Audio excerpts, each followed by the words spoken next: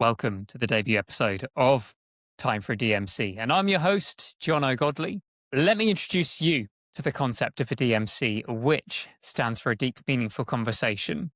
And to me, it's a conversation that's rooted in honesty, curiosity, and connection. And when there's no performance, there's no pretending, and there's no hot takes for the sake of it, that's what a DMC is to me. It's where people feel safe enough to be open and to say the things that don't usually make it into everyday conversation. So they're the proper ones, the kinds of conversations that start with things like, can I be honest with you? And end with you feeling like something has shifted. For me, when I was at uni, I had a lot of them. When it got to 3 o'clock in the morning, you've just been out at the club and it's quite quiet. You're having that come down. Perfect DMC time when the world's asleep, everything's quieter, and you almost listen differently. And the show itself, this show actually started on a long drive back to my favorite city, which is Norwich. You'll hear me talking a lot about Norwich over the next few weeks. And I was with a close friend of mine who goes by the name of Steph, and she casually said, I love a good DMC. And in that very moment, that's when this podcast was born. And that is why our logo looks the way it does. And it was brilliantly illustrated by my friend and future co-host Shelby, who you will meet in season 2. And she captured the whole story, the winding roads, the river, and the breathtaking cathedral in Norwich perfectly. And Norwich, I guess you could say it is my happy place. As someone who's neurodivergent, navigating things like ADHD, dyspraxia, dyscalculia, it's the city where my brain slows down, and almost Norwich itself inspired me to create a space for grounded self-development, having DMCs with family, friends, artists, neurodiverse community members, and just generally fellow creatives. And the interviews, they're not going to be polished. They're just going to be the messy bits and the real thoughts that usually only happen off mic or off camera. So with that said, I'm not doing this alone. Time for me to introduce the person I'll be having these conversations with. Hello, I am Joe. I'm a good friend of Jono's, and we met at uni. We met when I returned from a year abroad away, and we weren't initially in the same year, were we? So we connected through mutual friends of ours. And I think one thing that has kept our friendship going or was a real great foundation of our friendship was the DMCs that you and I can share. I feel like it's a great foundation for any sort of friendship because, as you say, it's based on trust and based on feeling safe. So I've always loved a good DMC and always loved where the kind of conversations can take you. So there we go. With the intro done, it is time for the first ever DMC. And with this being the first episode, there's so many different things that I'm sure we'll end up talking about. But I suppose the first major thing to say directly to you, to the listener, is it's a safe space for everyone. And it's a space where we want you to feel like you can talk about whatever you'd like to talk about without judgment. So it's a place to talk about your hopes, your dreams, your fears, life goals, whatever it is, whatever you're going through at a certain point in time.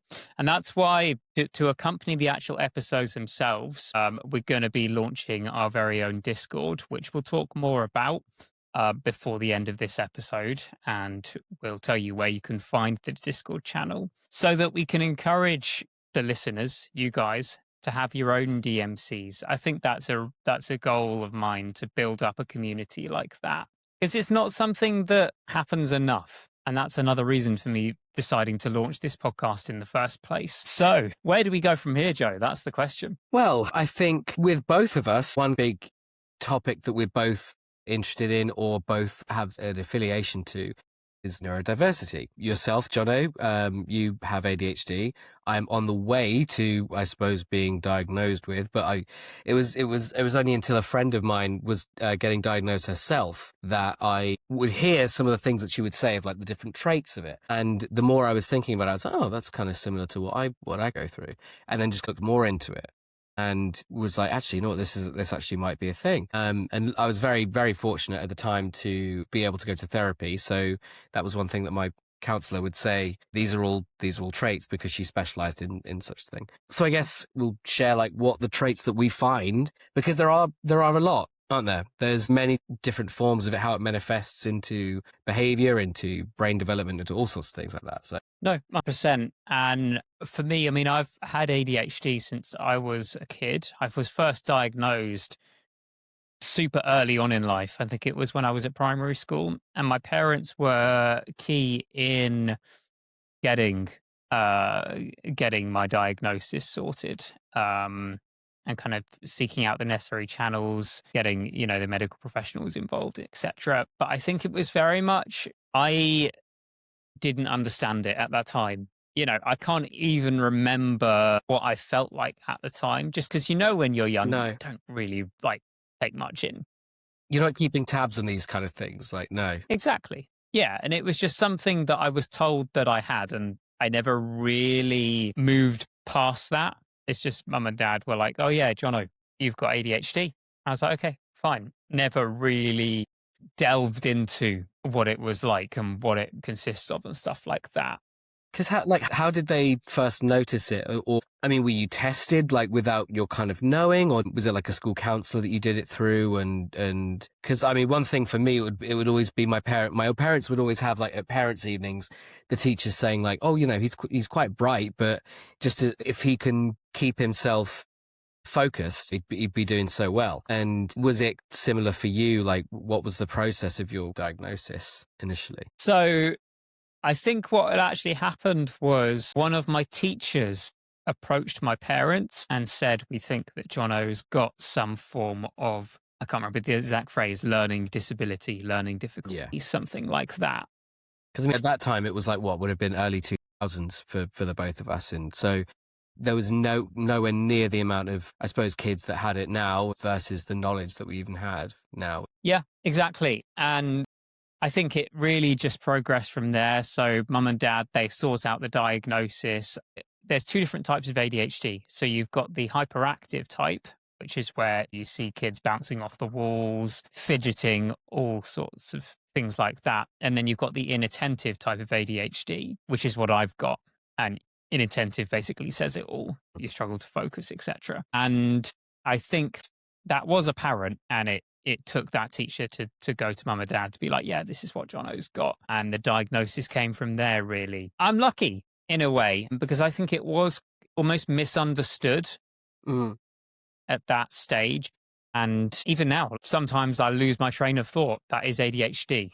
And I didn't really start on medication until I was through like year 7, year 8, maybe, was when I first started on it. But even then, it was something that was like, okay, here's the medication, got to take it. And that's as far as my understanding went. Yeah. I think it wasn't until fairly recently that I came to my parents and I said, like, well, I think this is what's going on for me as well.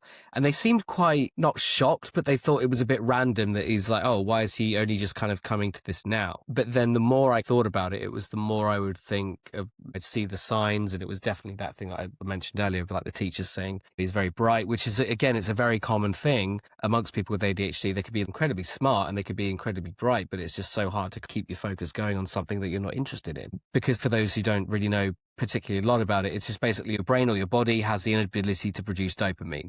So your brain is constantly on the hunt of dopamine for that little dopamine high, that little fix, and that can come in so many different ways. And also, where you said like inattentive and hyperactive, I mean, I would definitely think that I would probably have the inattentive, because it's like if it's something that I'm not interested in or I don't really follow, it's so hard for me to recall that. But like academia, factual kind of things here and there, it's so hard for me to remember and retain. Whereas if it's, I could quote you almost every episode of The Simpsons just because it sticks in my head. It's something that like I found funny, and it would just be a little clip that's just saved into my head, kind of thing. Yeah, and at the moment, even now, my dad keeps on saying, because he is very supportive of that, and he's always trying to push me to go for it and to try and get this process done, because nowadays it takes a hell of a long time to get the diagnosis process cleared.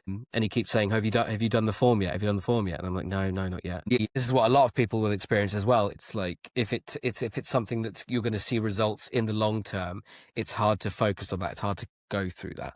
It's hard to kind of start a task going. And I think that's definitely one thing that I have is like a big problem with procrastination. Yeah, you've made some really good points there. And it's interesting hearing about your individual experience, because these days, a lot of people are either actively being diagnosed with ADHD or just simply suspect that they have it. Mm. And you mentioned the dopamine deficiency and things like that. And that is a big part of ADHD. And there are tons of positives, but also tons of negatives. And we will Yes. probably get onto this later, but there's the whole iceberg effect, which there's the baseline understanding of something like ADHD. So let's say you've got a neurotypical and you get into a conversation with them about ADHD. I'm willing to bet that the thoughts that will come into their mind at that time will be things like, oh, easily distractible, can't focus on mundane tasks, things like that. That's for the inattentive type of ADHD. Or they may jump to the hyperactive, can't sit still for 5 minutes, constantly needs to be stimulating themselves, whether it's with a fidget spinner or actively just getting up and moving, whatever it is. And I think that's the more often than not the neurotypical understanding of ADHD, which is in many ways the iceberg effect.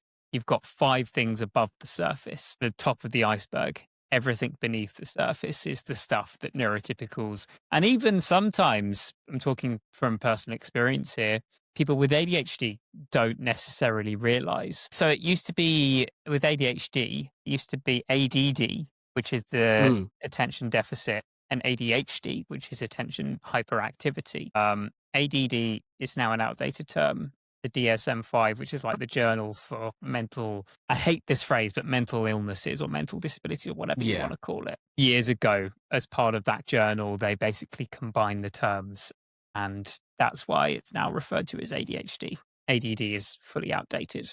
And I want to touch upon something that you mentioned, which is the dopamine side of things. I think we are, as ADHD, as undiagnosed or diagnosed, we always want to seek out that next bit of dopamine. And there's bad dopamine and there's good dopamine. And I think the stage I'm at in the moment, and we'll get more into this later, is I'm trying to seek out the non-harmful, the positive things that can bring on that level of dopamine. Because I'm on the other end of that, which is like that a lot of people, because of that, can fall into the traps of addiction. A big thing. I've had problems with alcohol before. Luckily, I've come through the other end. But then I currently I'm trying to quit at the moment, but I currently smoke, smoke cigarettes, and then I would have a thing of like smoking weed and everything, and it's like it's a self-medication thing. It's a kind of trap that some people can fall into. But what are your kind of more positive things to combat that you're dealing with at the moment? Well, I guess this is something that we can dive into, because I don't want to discount what you've just been saying about the vices, whether it's the alcohol, whether it's the smoking, stuff like that. Because I think as ADHDers, we are more at risk of getting hooked to things like that. We talked about uni already. I drank a lot at uni. You naturally do, but I think with ADHD, you know how when you drink, it ends up with you letting your guard down, because you're like, oh, I don't care. I've had so much to drink. I don't really care. And then I think ADHDers feel that much more intensely than neurotypicals, because we spend so much time thinking about how we're coming across. Masking is what they call it. You mask to try and fit in a world that's made primarily for neurotypicals. Progress has been made, don't get me wrong, but that is something that we do. I masked way too much, and only now am I trying to just embrace, it sounds cliche, but the authentic self. Yes. So going back to your question about the more positive dopamine delivery things in life, I mean, they'll be individual to an individual. Yeah. So that's the best way I can word it, but I'm trying to get tips here. Oh, geez. Come on. I mean, well, disclaimer. This is when we get onto the subject of ADHD, and listeners, you'll learn this about us. We will do what I like to call the ADHD squiggle. So point A, point B. And in order to get from point A to point B, you will stop off at about 15 different destinations on the way. there's so many times that I'll be reviewing a conversation in my head and I'll think, wait, actually what I started talking about and what I intended to talk about never got said, because I would go on a tangent and then that would branch off into another part of the conversation and I'd be like, wait, hang on. So then I would start saying something and I thought like, wait, so they're kind of thinking, what is the relevance of this? But it just has an incredibly long road to get to the relevance as to why I'm bringing up this random thing that's happened. Exactly. And at the end of the day, in our minds, when that's happening, some people can be like, neurotypicals, for instance, can be like, okay, that's too much context. But to us, yeah, it's like, it's relevant because the final point that I'm making links to this experience I had when I was feeling this way or when this thing happened, although it doesn't seem related. You have to know how we got here. So many times my family have been, all right, go on, get to the point. What are you talking about? And I'm like, well, no, hang on, you've got to listen. And that's another thing as well that I found that I've learned is that people with ADHD will talk rather fast.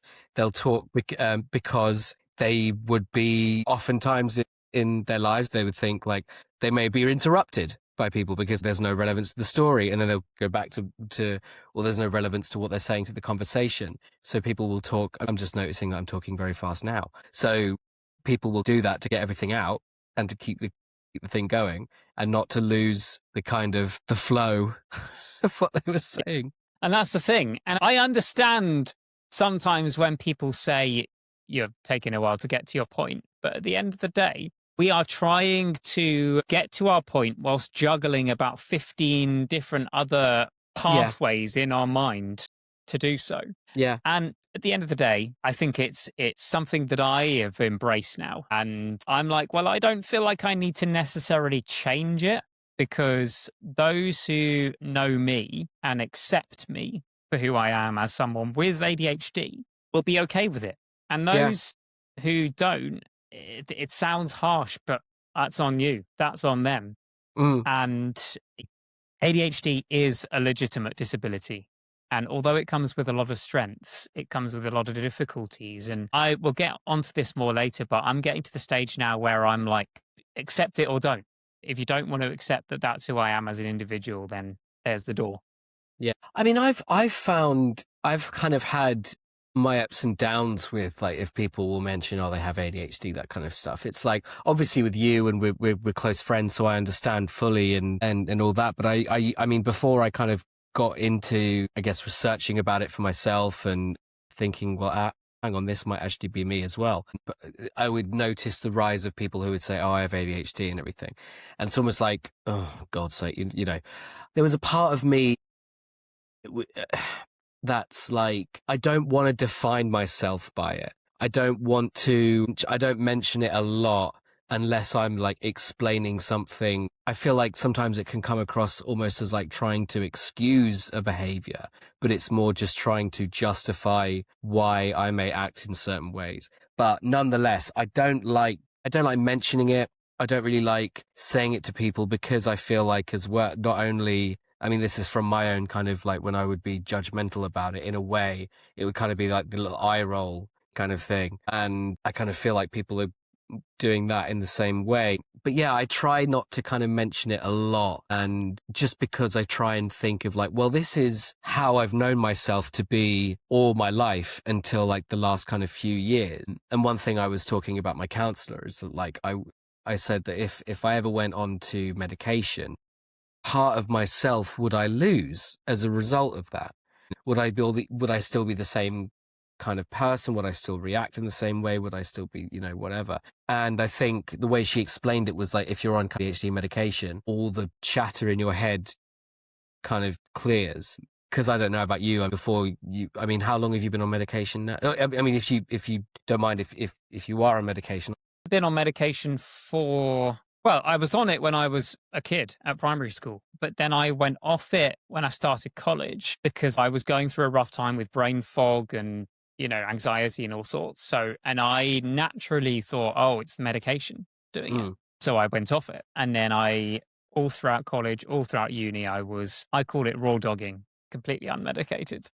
Yeah, I'm glad that's a phrase that's coming to the zeitgeist. Yeah, I mean, it's what it is at the end of the day, because, you know, when you are completely unmedicated, it can, if you're not receiving things like therapy, which I wasn't, it can end up in you going off the rails a little bit.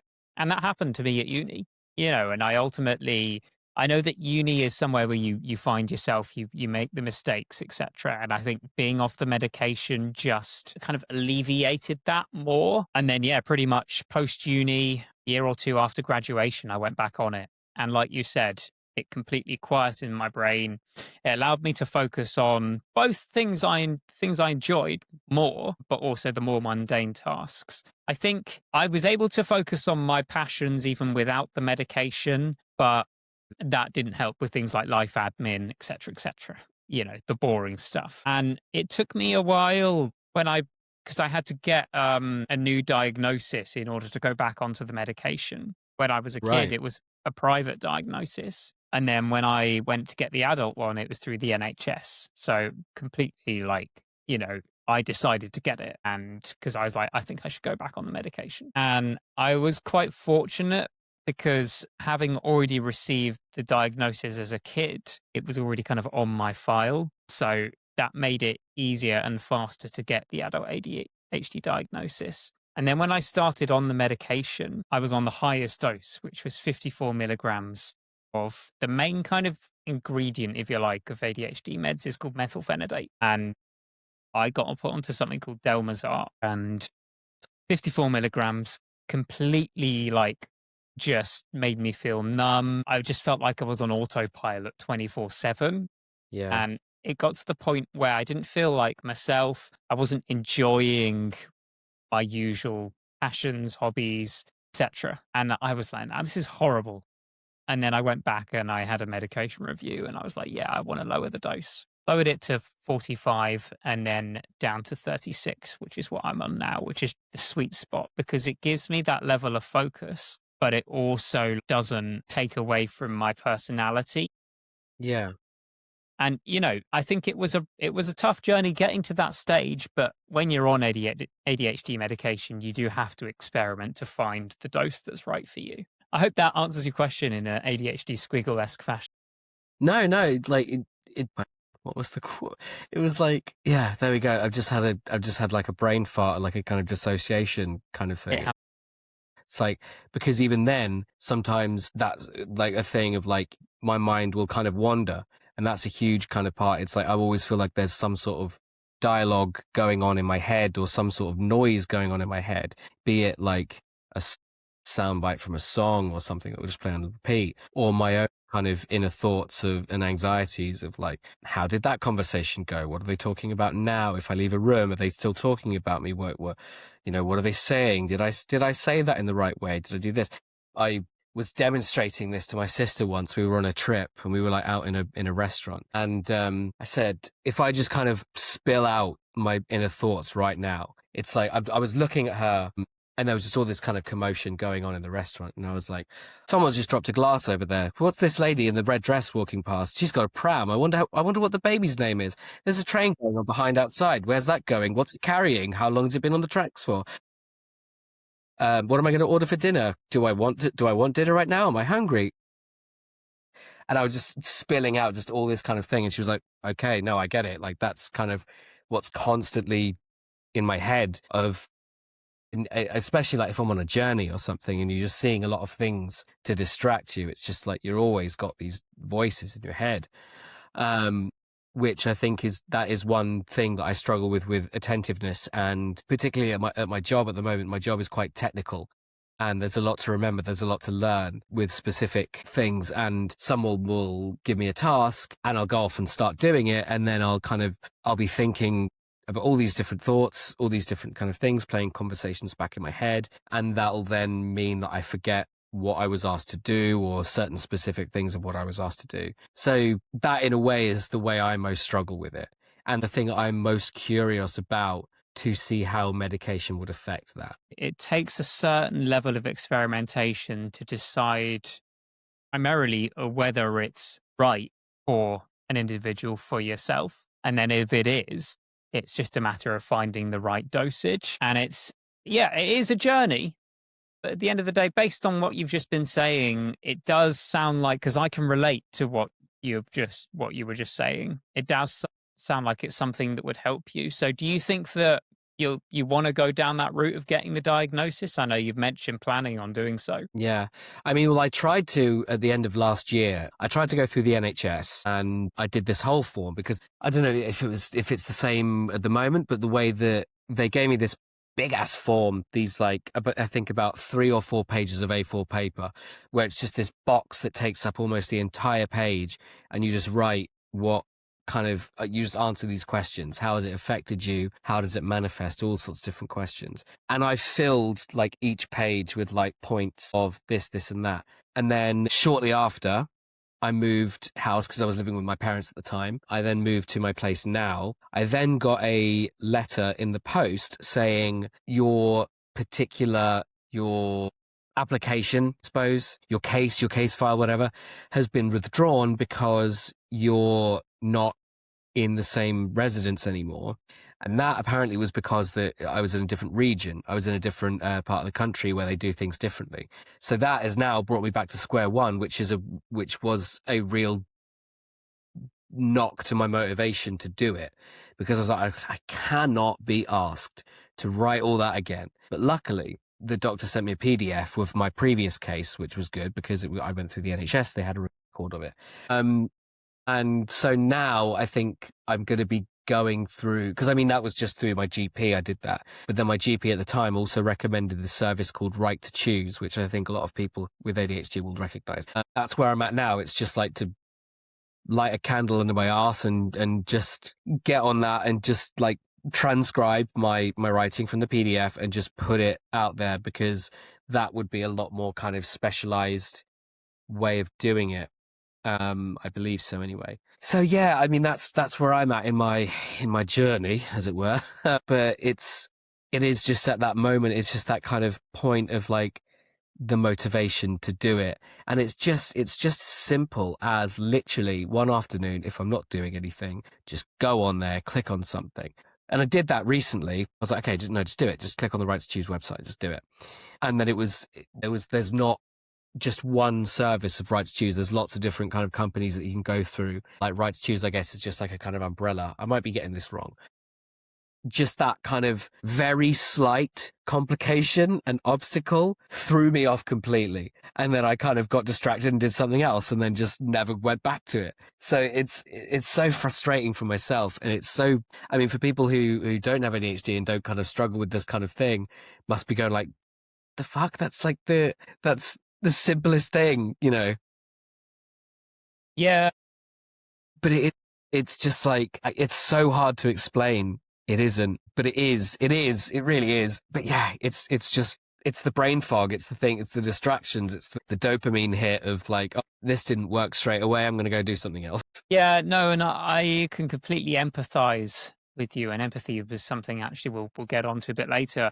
But it is tricky, because what you've got to do is you've got to acknowledge the ADHD, and then there's a certain level of self-acceptance that and I don't mean this to sound negative, but it is an uphill battle, because, you know, although we have strengths, we do struggle in certain areas as well. And as someone who's gone through the process twice now of getting a diagnosis, even if you choose not to go onto medication or you decide that medication doesn't work for you, the simple act of getting a diagnosis, speaking from personal experience, was a complete game changer, especially the adult one. Like I said earlier, the child diagnosis, it was almost just like being handed a bit of paper and being like, right, here you go, you've got this thing. Whereas when I received the adult ADHD diagnosis, I was more aware of my ADHD. It actually took my dad to remind me, funnily enough, that I had ADHD, because I'd spent so long, primarily at uni, trying to fit in. And in doing so, I'd kind of forgotten, and was just trying to not act like myself.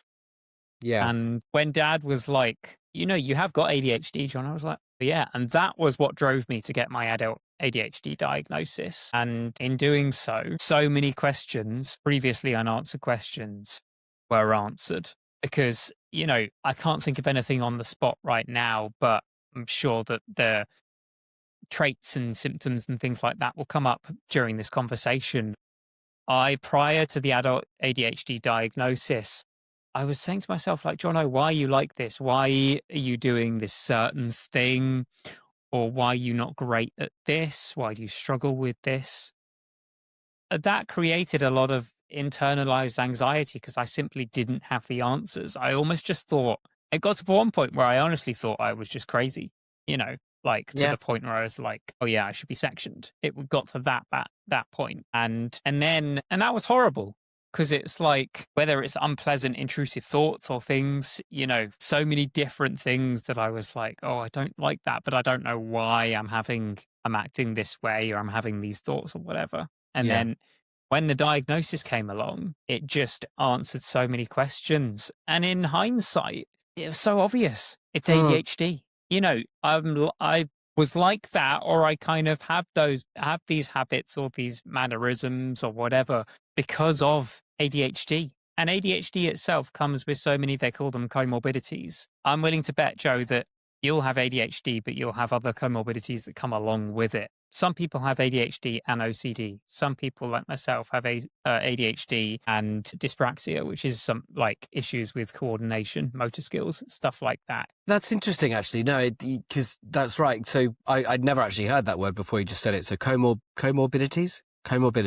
So that's like some other kind of mental disability, whatever you like. Okay.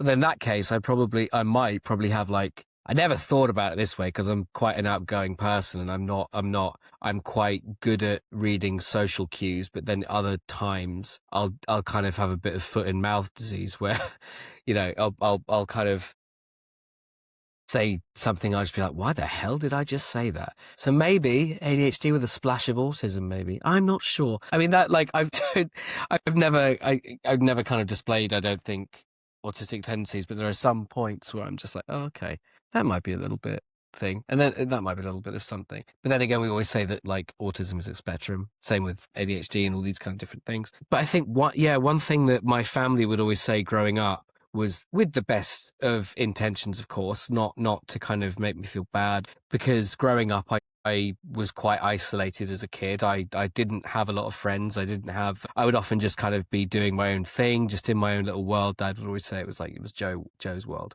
And I don't mean to say all this to kind of paint a picture of him and my mum as, these kind of people, because they do care, and they did want to see me make friends with other boys, and they wanted me to get involved in like the team games and stuff, as every parent really would. So I don't harbor any resentment towards that at all. Love you, mum and dad, if you're listening. I mean, one thing that my dad would say was like, sometimes I can be a bit much. And then even recently, a friend of mine told me that someone had said that I can be quite overbearing at parties and such. And I think that kind of comes from an element, as you've said, Jono, of masking, because my dad would comment that like I can be quite chilled and relaxed when I'm at home, but then when I've got friends around, I'm kind of I'm being like very performative, very big, larger than life, always cracking jokes and everything. And I think that kind of comes as like, it's part of who I am, in that I want to make people laugh. I want to kind of almost be a life of the party, but also it's a kind of masking of that comes, I guess, from insecurity and that need to, I guess, have friends, of which I didn't really have a lot growing up, I suppose, which is it's interesting to think about. And it's something that I've kind of taken on more on board over the years. But yeah, I don't know if you kind of had a similar experience, Jono.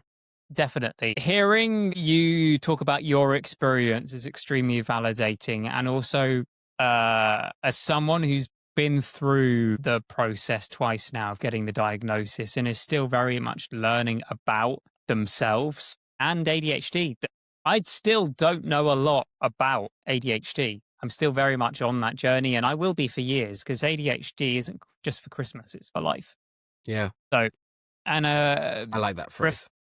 Yeah, I love it too. I wanted to slip it in there somewhere. But reflecting on everything that you've just been saying, I'm going to touch upon a few main points, if you like. Firstly, there's no shame in having ADHD, and you kind of touched upon this earlier. There is the temptation to use it as a crutch, and I am someone who's very aware of the risks of doing just that, using it as an excuse. The flip side of that, though, is there's no shame in doing so because it is a valid disability at the end of the day. And if you feel like reaching out for extra support and saying, oh, I have ADHD, so I need help with this, if you feel like that will benefit you, fine, go for it. But I think it's also tempting to use it as an excuse when you don't need to use it as an excuse. Yeah, I do think people do hide behind these kind of things. And I think that's where it kind of grates on me a bit, because I know people who will mention it almost constantly. They will mention their neurodiversity almost constantly. And I'm like, okay, but don't live by it. Don't define yourself by it. You know, you can live with it, and you can absolutely, you can tell people and remind them that, like, this, you know, this may be why, but it's rather than just to define yourself by it, I think it's better to embrace it, absolutely, and say, this is who I am. But I think also it's something that we just have to adapt to. It's because I think as well, it is so on the rise in our society at the moment, because more and more people are either being diagnosed with it or even having it, developing it as a mental disability. And there's a debate of, is it nature versus nurture? Is it because of, I mean, some people can develop it over many years, whereas some people can show symptoms when they're very young, as is my understanding. I say nature versus nurture because, you know, you can be born with it like yourself, or like myself, I kind of always felt like I've been like this way, or it's been on the rise because of things like social media, doom scrolling, the constant just switching off, focusing on random things, inattentiveness. I think COVID was a huge, not for ADHD, but I think COVID was a huge knock to so many people's development, especially young people's development, because they lost these huge developmental years. So is that a result of that, or is that genuine ADHD? It's like we're seeing a huge rise in it at the moment. I think that's also where people like myself will sometimes roll their eyes, because it's like, oh, another person with ADHD. This almost everyone has ADHD these days, kind of thing. Yeah, right. So with this, we're going to open a big can of worms here, right? But I'm still trying to figure this out myself, right? But the ADHD in general, especially in women, is wildly underdiagnosed. Yes.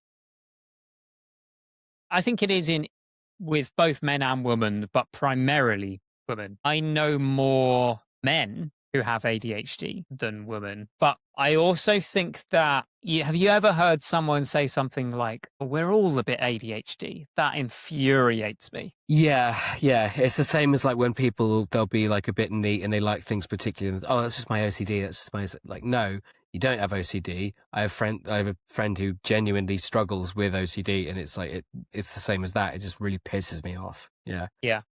So, and I think that when people say that, it almost takes away from those who actively suspect that they do have ADHD and that the signs are there. There's a risk of comments like that discouraging people from seeking out a diagnosis. And I think comments like that, they're super harmful, which is why one thing that I've been trying to do this for years and still am trying to do is to spread the awareness of not just ADHD, but OCD, dyslexia. Well, you know, the lesser known conditions.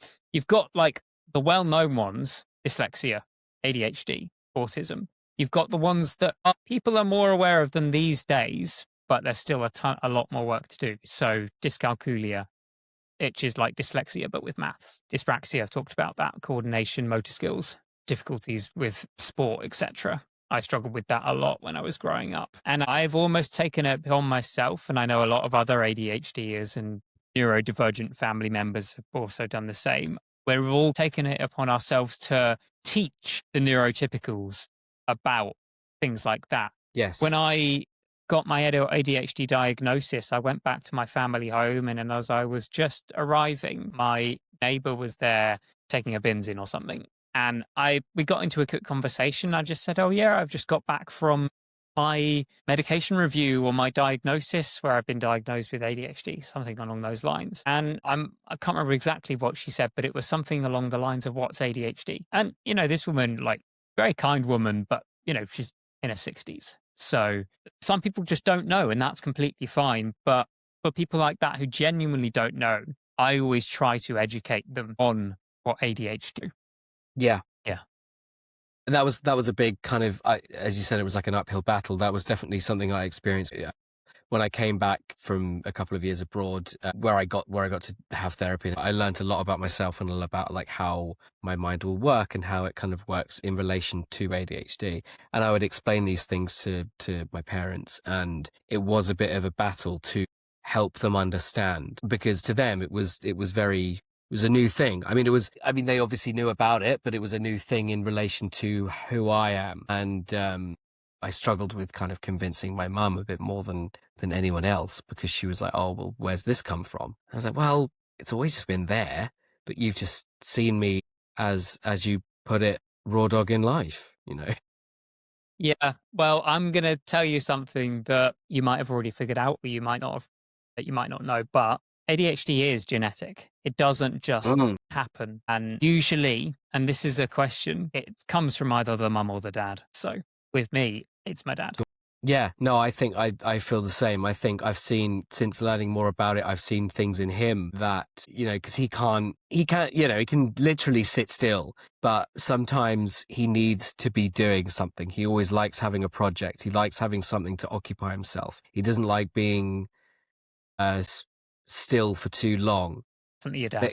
Yeah, there was a lot of things that I was like, oh, because I mean, me and my dad are almost carbon copies of one another. I think, yes, there've been a lot of things that I've kind of noticed in him as well since I've started doing this. Yeah, and I think that's the thing. How do you approach that? Said that to him before. I mean, I think there's a few things. I mean, it's a funny thing that like parents I mean, my parents are in their 60s now, of people of that generation of like, they have so many undiagnosed things, or so many things that they've not dealt with in their life. And there's a lot of things I'm picking up to my dad since learning about like neurodiversity and all these different things. And I'm like, oh, that's interesting. And I think that's the thing. And you know, you do notice these things in other people. As someone who has ADHD, this was last year, I think I met someone, maybe he was in his like late 50s, early 60s. And I instantly, as soon as I started talking to him, I was like, yeah, definitely ADHD. Because it's just like, you learn to spot others who have ADHD very, very quickly, because we've obviously talked about this already, but they jump from one point to the next, and they have all of these random facts that they found out during a 3 a.m. Wikipedia binge, stuff like that, you know. And I was like, yeah, definitely ADHD. So when you start to recognize the signs in yourself, regardless of whether you have a diagnosis or not, diagnosis is just a confirmation of what you've been suspecting. But when you recognize and you pick up on the signs within yourself, you then start to recognize them with other people. And I just want to cross back to something we were talking about earlier, which was, we touched upon the medication, my journey, etc. Medication can't do everything. That's something that's really important to mention here. Yes, it's helped me a lot. It's helped with my focus. It's helped with a lot of the stuff that I struggled with primarily during uni. You know, I was quite unreliable. I had terrible time management, structure, things like that. And ADHDers thrive on the very things that they're terrible at, time management and structure. So the medication kind of sets the foundation for the improved focus and helps with that. But it also, it works hand in hand with things like coaching, therapy, time management, etc. Like I've had ADHD coaching in the past. I wasn't as receptive to it as I probably would be now, but it still helped me. So it was to do with things like time management, structure, self-sabotage, etc. But I think the thing I was really lacking was therapy. And for years, I've always been a bit like, I don't know. I've considered getting therapy when I've been going through a rut, but then I've felt better and I'm like, no, I don't need it. Up until last year, when I actively put a referral in and I was like, this is something I need. I think everyone should go to therapy. I think I agree. Yeah. Regardless of whether you have ADHD or not. Anything, everyone needs to go to therapy, because I think there's something that's to be said about knowing who you are and just being able to unashamedly talk about yourself for an hour to someone who is just going to listen, take it on board. And it's so it's very healing in a lot of ways. But I think one thing that I struggled with again with the ADHD thing was that I was getting frustrated because I wasn't really seeing results in the first few months. And it's something that I would have to learn. It was like, okay, well, eventually things started to make sense. But at first I was very like, oh, well, it's not working then, is it? Because I don't feel any better. But the thing to remind everyone is that it takes time. But also not everyone agrees that everyone should go to therapy. I mean, I was listening to a documentary with a podcast, Adam Buxton's podcast. It's my absolute favorite. I love his shtick, his delivery, his manner. But he was talking to Werner Herzog. I think that's his name. You know that German man. Yeah.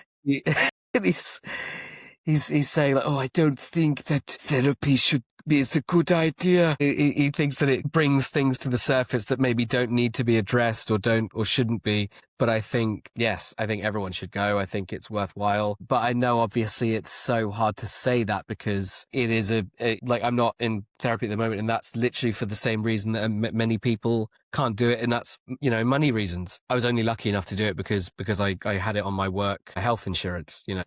Yeah, I get it. And I think it's something that there's still quite a considerable stigma surrounding mental health, both with relation to ADHD, but also just generally. And although improvements have definitely been made, don't get me wrong, I think there's still work to be done. And my experience with therapy, I mean, I've started off having CBT, cognitive behavioral therapy, which was more like laying the foundation for my therapy journey. You know, it was helping me to understand a lot about myself and my ADHD, the things that I'd not really been able to figure out myself. And it was super helpful. So a lot of it was to do with, it's obviously in the name, cognitive behavioral therapy. It was to do with behavior.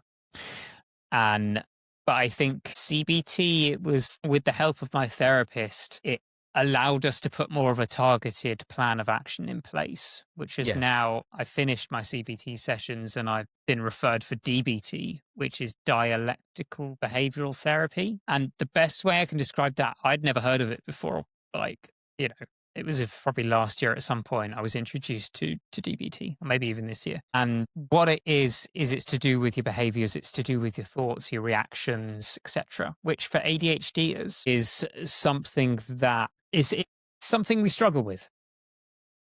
Yeah, there's a lot of anxieties and it comes hand in hand a lot with depression for many different reasons, and mental health issues of anxieties and depression and insecurities, all sorts of things like that. Yeah. Sure. And this leads me on nicely on to, I guess, my next point, which is it's RSD, rejection sensitivity dysphoria. Are you familiar? Yeah, that was a big thing that we discussed. Absolutely. Yeah. It's a bitch, isn't it? It's fucking horrible. It's like the tiniest thing can make you spiral into the most anxious that you can be. It can be like any sort of rejection is perceived. It could be like a big rejection. It could be a minor rejection, any sort of thing like that. And again, using the word rejection is quite like a broad term here. But yeah, it sends you down a spiral of anxiety. What did I do wrong? Do they hate me?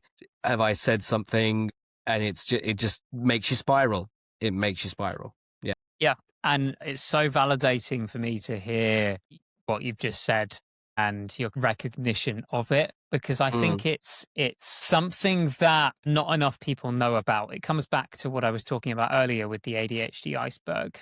And rejection sensitivity dysphoria is something that is a mouthful. And that's easy for you to say. Yeah. And B is it's probably one of the worst parts of ADHD in my opinion, because it's just like you said, the smallest thing can really push you over the edge and you can turn it into something massive.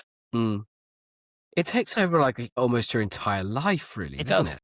It does. And it's got me into some awkward situations in the past where I refer to it as the knee-jerk reaction. So something bad happens, someone frustrates you and you flip out and you say something that you later come to regret, and it's intensified by your ADHD. Or you've misinterpreted a situation and that's for me anyway, like I'd misinterpret something that someone said and that's got me angry or that's got me upset and I've either lashed out or said something wrong or whatever. Yeah. You've not allowed yourself time to process it, and I think it sounds like we can both really relate to this. You know, you do when you have a knee-jerk reaction, when you have an RSD attack, let's call it, you then have to come back and you have to apologize and make up for how you've just acted out. But then even then, it's like there's more guilt because it's like, oh, I fucked up. They hate me for it now. It is just a constant. It's a vicious cycle. It's a vicious circle. Yeah. No, and look, it's horrible. And at the end of the day, it's taken me ages to A, acknowledge it, and B, to learn how to deal with it in the most effective and sensible way. And the way I do now deal with it is as follows.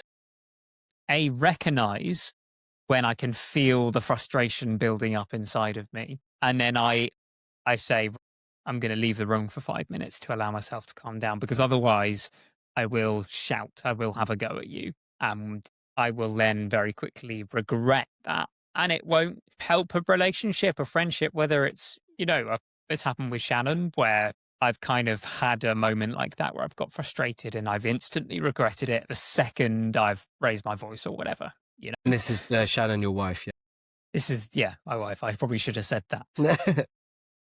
I think it's now I can recognize when there's a risk of that happening, and I say, I'm going to take 5 minutes to calm myself down, because I will then be able to come back to the situation with more of a level head and deal with it effectively. And I think also with that, there's this something that I bring up regularly, but even to this day, I rely on it so much. And I'm going to set the scene to help describe it. So, and I'm sure a lot, Joe, you'll be able to relate to this, but you as the listener as well, the listeners will also be able to do so. And in the past, speaking directly to you here, Joe, have you had a time when you've had an urge to act out, to get frustrated at someone, and then you've just had some unpleasant, intrusive thoughts that have come into your mind, and your initial reaction has been, stop the thoughts. I'm going to do what I can to stop the thoughts. In what context? Is that if someone is bothering me in some way? Or any context. It could be just anxious thoughts that haven't been caused by someone, or it could be someone said something and it's upset you, but it's more to do with the intrusive thoughts that come into your mind. No, I think I'm not as good at that. I think, as I said, I kind of spiral out. It almost spirals out of control, where I will just get this anxious feeling and I will fixate on something. I'll fixate on the same thing, and I'll fixate on what the kind of action was that has caused this rejection sensitivity. And I'll fixate on it, and I'll be thinking about it for ages and ages and ages. And I'll kind of recede into myself a bit. I'll be quite quiet, or I'll play things over in my head. I'll practice responses of what I would have wanted to say in the moment at the ideal time. But then if I ever get the chance to talk about these things or get with the person who may have caused it, I then lose all clarity of what I wanted to say. I'll get nervous in my body. I'll start to feel hot. I'll feel this kind of rush of blood come through my whole body, and visceral reaction. Yeah. And but again, I try not to be now. I try and just be honest and open with people. I would always be a very big people pleaser. Same. And I would not want to say anything that would ruffle any feathers. I would always be on the defensive of I would always be the one to apologize, because I said this to my counselor that it sometimes feel like it's like, say in a video game, you've got your health bar. It's almost like a like meter, or on The Sims as well. If anyone's familiar with The Sims, it's like when you've got a relationship, you can hover over in the relationship and you can see how much within this bar they like you, or how strong your relationship is. I would almost feel like that if I said anything that would be, oh, you'd lose 5 points, that would be that, and you just can't gain that back, that you can't gain that respect, or you can't gain that affection back. And it's stupid, it's silly, but it was always in the back of my head. Yeah. No, for sure. I completely understand, because I've been there and I know how tough it can be. And I think I really struggled with that for years. And it wasn't until I started meditating. Don't do it much these days because I'm generally in a much better place mentally. But it was the meditation that helped me to combat that also with just gaining a better understanding of ADHD and how it affects me, combined with therapy, etc. But basically, I used to meditate using an app called Headspace, not Spon. And basically, they had these cute little animations. And one of them, and it's stuck with me to this very day, was there's this busy road with just traffic zooming down it. And then you've got you're sitting on the side of the road. And sometimes your instinct is, let's say that the traffic on the road represents your thoughts. Your instinct is to run into the road to stop the thoughts and to try and control them. And it's mindfulness. It's, mindfulness in a nutshell, basically. Whereas what this exercise was teaching was to observe the thoughts, but not to react. So to sit at the side of the road looking at the cars going by and thinking, oh, there's a Nissan Micra over there. I see it, but I'm not going to react to it. And I think that for me was a real turning point, a real game changer with relation to RSD, because it taught me that to not react to all of the thoughts. Obviously, there'll be times when you feel frustrated by something, which is, in my case, when I'd step back for a few minutes. But more often than not, people often say that I'm quite a patient person, and that's because I've learned to not rely on that knee jerk. Yeah, no, it's great. just something that's really helped me. And I mean there's so many different things that I could go on for hours talking about all of this, but that's why we're doing a podcast. And I want to, how earlier you mentioned being the life and soul of the party. I am glad you said that, because I think we do take that responsibility on almost subconsciously sometimes. And with that comes naturally with ADHD an increased level of empathy. And that's something that I really am very much aware of at the moment. And I'm trying to embrace it, but I'm also trying to control it at the same time, because it has a lot of positives. And the main positives for me, I'd say, are when you walk into a room, just like that, you can pick up on the vibe. Yeah. Regardless of whether it's a good vibe or a bad vibe, you pick up on it and you feel it a lot more deeply than a neurotypical person would, because that is just, I don't know if you can relate to this, but that is ADHD. So if the vibe's good, I think that's sometimes what can encourage you to be the life and soul of the party. Whereas if the vibe's bad, the opposite happens, and you almost don't. You either want to figure out why the vibe is bad and you want to do something about it, or you don't want to stay in that environment. Yeah.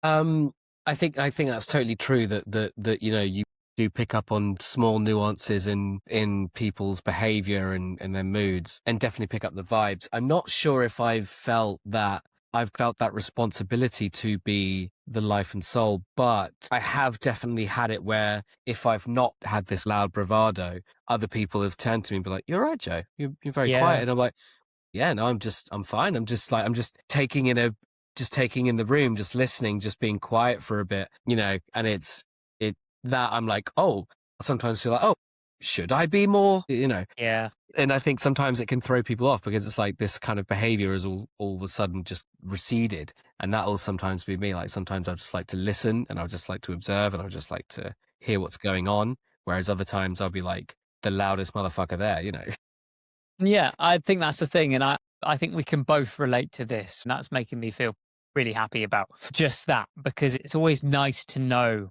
when someone understands what it's like. And I think we do feed off the energy of a place, and by extension, the people who are in that place. So, and I think this is something that I am very much trying to work on at the moment. And you know how people say people come into your life to teach you something, even if it's temporary, even if their presence is temporary. I've been reflecting on that quite a lot recently. And you have people who feed, who have a positive energy and who feed the energy and are generally a pleasure to hang out with, yourself being one of them.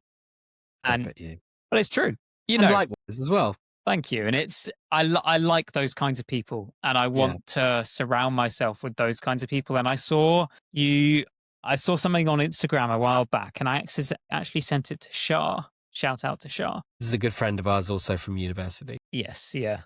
I love that you've taken on the role of giving the context of who these people are. But it was a post on Instagram, and I've got it up here, and it said, the highest form of compliment you can receive from a neurodivergent is you being an exception to their social battery. And that resonated with me. And I sent it to Shah, and I was like, this is you, you know? Oh.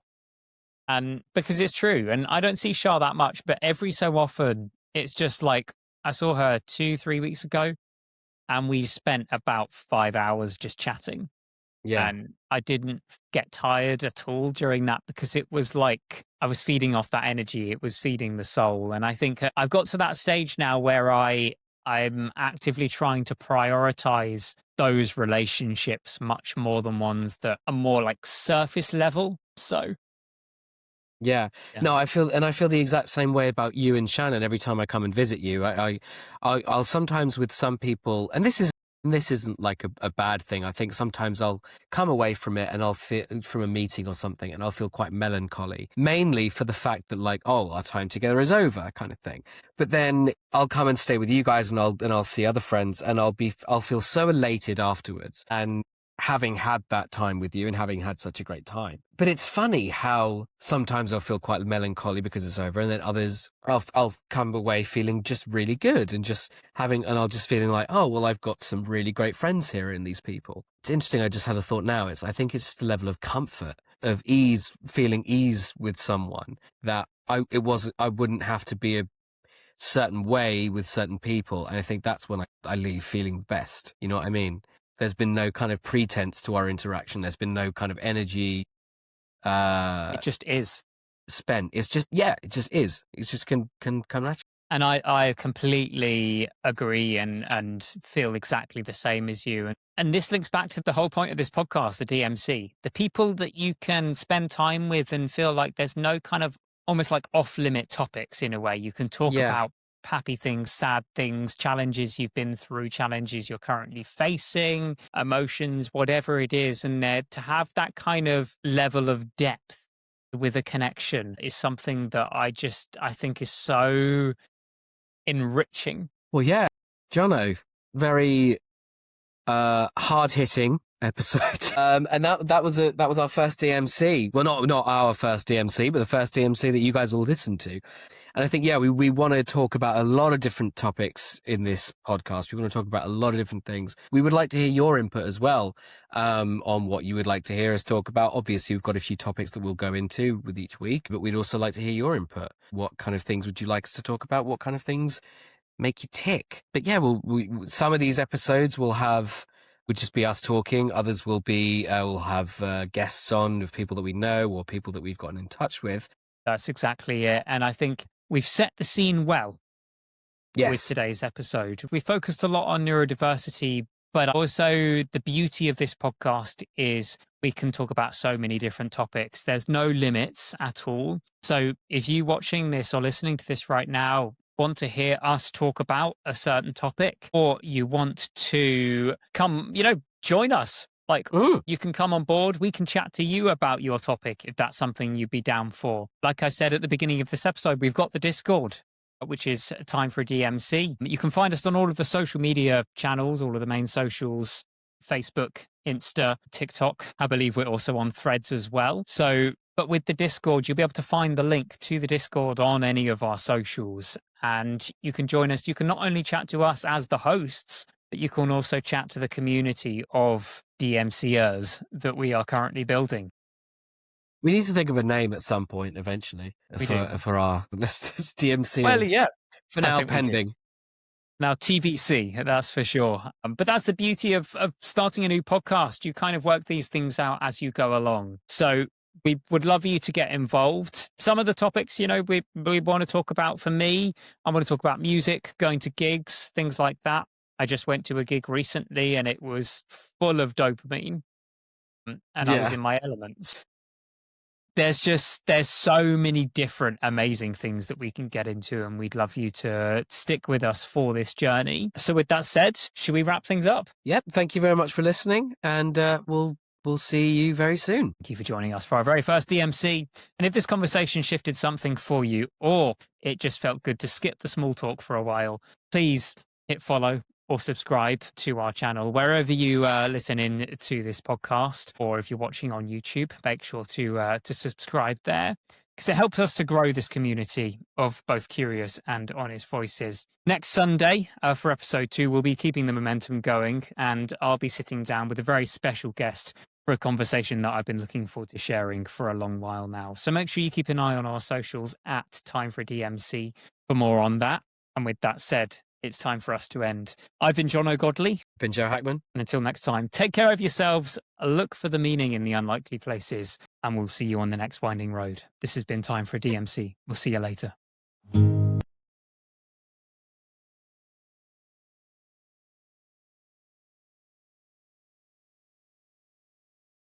One more night in my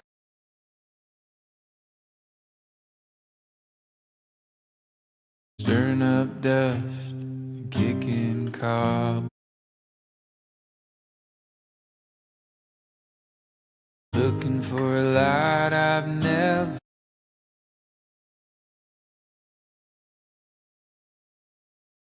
out in the wilderness, or will it be home?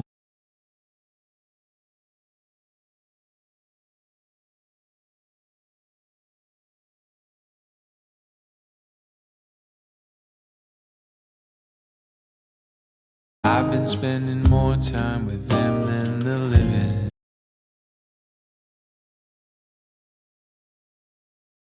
If you're just the company that you keep, I'll stay where I am for eternity.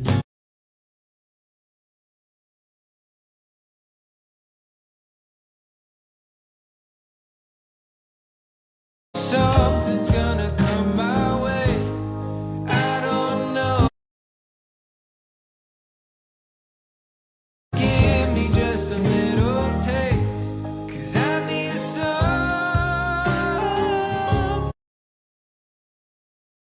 to hold on to. I need more than just a window.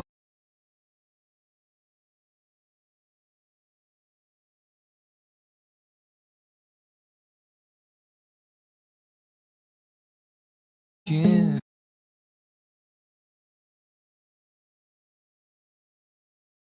It's just a symptom of a heart filled with doubt.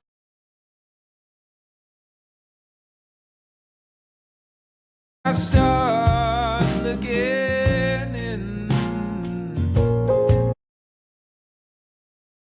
can't tell the end from the beginning. Well, I don't know if something's gonna come my way. I don't know. Just a little taste. I need some to hold on to.